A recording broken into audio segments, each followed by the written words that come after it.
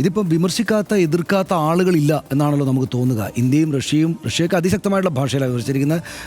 ഈ അറബ് ലീഗും ഗൾഫ് സഹകരണ കൗൺസിലും സകല ആളുകളും വിമർശിച്ചിരിക്കുകയാണ്.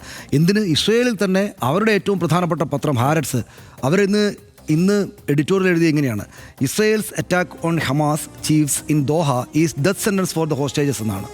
അതായത് നമ്മുടെ അഭയാർത്ഥികളായിട്ട് അവരുടെ ഹമാസിൻ്റെ കയ്യിലിരിക്കുന്ന ആളുകളുടെ ഡെത്ത് സെൻറ്റൻസ് ആണ്, വധശിക്ഷയാണ് ഇന്നലെ ഇസ്രയേൽ ഖത്തറിൽ പോയി നടപ്പാക്കിയത് എന്ന് അതിശക്തമായിട്ട്, ആ തലക്കെട്ടിൽ അതിശക്തമായിട്ട് നെതന്യാഹുവിനെയും മറ്റും വിമർശിക്കുകയാണ് ഹാരറ്റ്സ് പോലും ചെയ്യുന്നത്. അവിടെ പോലും ആളുകൾക്കിടയിൽ വലിയ വിമർശനമാണ്. പക്ഷേ നമ്മൾ മനസ്സിലാക്കുന്നതും നമ്മളിപ്പോൾ പല ലേഖനങ്ങളായിട്ട് വായിക്കുന്നതും ഒരു ന്യൂ നോർമൽ ഇതുമായി ബന്ധപ്പെട്ട് സ്ഥാപിക്കപ്പെട്ട് കഴിഞ്ഞു എന്നാണ്.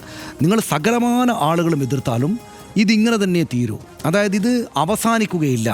ഏതെങ്കിലും ഒരിടത്ത് ഈ സംഗതി എന്ന് അവസാനിക്കും എന്നൊരു പ്രതീക്ഷ നമുക്ക് ലോകരാഷ്ട്രങ്ങളിൽ ഈ കുഞ്ഞുങ്ങളൊക്കെ മരിക്കുന്നത് കണ്ട് വിഷമിക്കുന്ന ആളുകൾക്കുണ്ടായിരുന്നെങ്കിൽ അത് അവസാനിക്കുകയില്ല എന്നാണ് ഈ ബെഞ്ചമിൻ നെതന്യാഹു എന്ന് പറയുന്ന ഇയാൾ ലോകത്തോട് പറയുന്നത് എന്ന് വേണം മനസ്സിലാക്കാൻ. കാരണം അമേരിക്കയുടെ അല്ലിയായിട്ടുള്ള സഖ്യകക്ഷിയായിട്ടുള്ള ഖത്തർ പോലും അന്തം വിട്ടുപോയി എന്നാണ് നമ്മളിപ്പോൾ മനസ്സിലാക്കുന്നത്. കാരണം ഇവർ മുൻകൈയെടുത്തിരിക്കുന്ന മധ്യസ്ഥ ചർച്ചകൾക്കായിട്ടാണ് അവരവിടെ വന്നത് എന്നാലോചിക്കണം. പക്ഷേ മധ്യസ്ഥ ചർച്ചകൾക്കൊന്നുമില്ല, രണ്ടുപേരും അങ്ങോട്ടും ഇങ്ങോട്ടും അടിക്കുകയാണ്. ഇവിടെ ഈ ഇസ്രയേൽ അങ്ങോട്ടേക്ക് അടിക്കുക തന്നെ ചെയ്യും. ഇത് മുഴുവൻ തീർത്തിട്ടേ പിൻവാങ്ങുകയുള്ളൂ എന്ന കാര്യം അവർ പറഞ്ഞതുകൊണ്ടുണ്ടായ ഒരു വലിയ ഫലം എന്താണെന്ന് ഈ രാഷ്ട്രീയ നിരീക്ഷകർ ചൂണ്ടിക്കാണിക്കുന്നത് എന്താണെന്ന് വെച്ചാൽ അങ്ങേയറ്റം കടുത്ത അവിശ്വാസം ഈ മേഖലയിൽ ആകെ പരക്കുകയാണ്.